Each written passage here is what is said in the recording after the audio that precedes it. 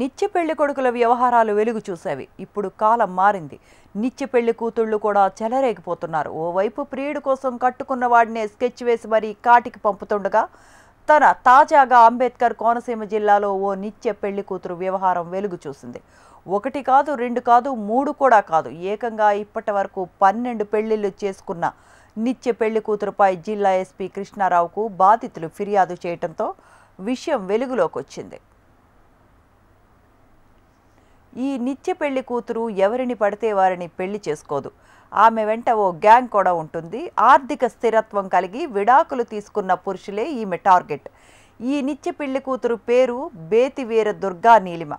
రామచంద్రాపురం గ్రామానికి చెందిన నీలిమకు ఆమె తల్లి బేతి వీరలక్ష్మి, రామకృష్ణ, కళ్యాణ్ అనే 3 వ్యక్తుల సహకారం తీసుకుంది. విడాకులు తీసుకొని డిప్రెషన్లో ఉన్న పురుషులను ఎంచుకొని వారికి మాయమాటలు చెప్పి వివాహం చేసుకోవటం పనిగా పెట్టుకుంది. కొంత సమయం తీసుకొని ఆ తర్వాత తన కన్నింగ్ ఐడియాను అమలు చేస్తుంది.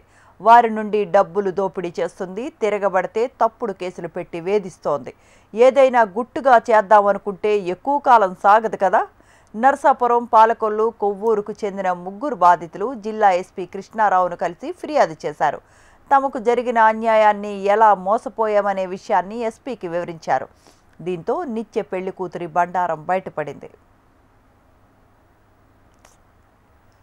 నిత్య పెళ్లి కూతురు 12 పెళ్లిళ్ళు చేసుకుంటే వీళ్ళ టార్గెట్ అంతా కూడా 2 పెళ్లి అయిన వాళ్ళదే అరెస్ట్ చేయమని మేము కోరుతున్నామండి.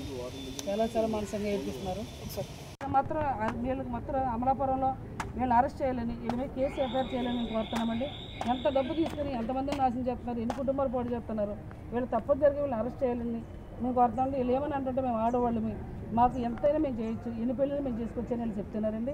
ఇది ఎంతవరకు నయమండి, ఎన్ని కుటుంబాలు పాటు చేస్తారని మేము ఎస్పీ గారు అది తీసుకొచ్చామండి, కోనసీమండి.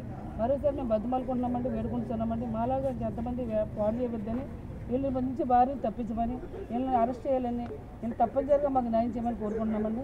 తప్పనిసరిగా వీళ్ళు మాత్రం అరెస్ట్ చేయాలండి. వీళ్ళు మాత్రం అరెస్ట్ చేయాలండి. ఇలాంటివి ఎవరిని కూడా చేయకూడదండి. వీళ్ళండి చాలామంది నడిపిస్తున్నారండి. వీళ్ళండి చాలా కుటుంబాలు పాటు చేస్తున్నారండి వీళ్ళు.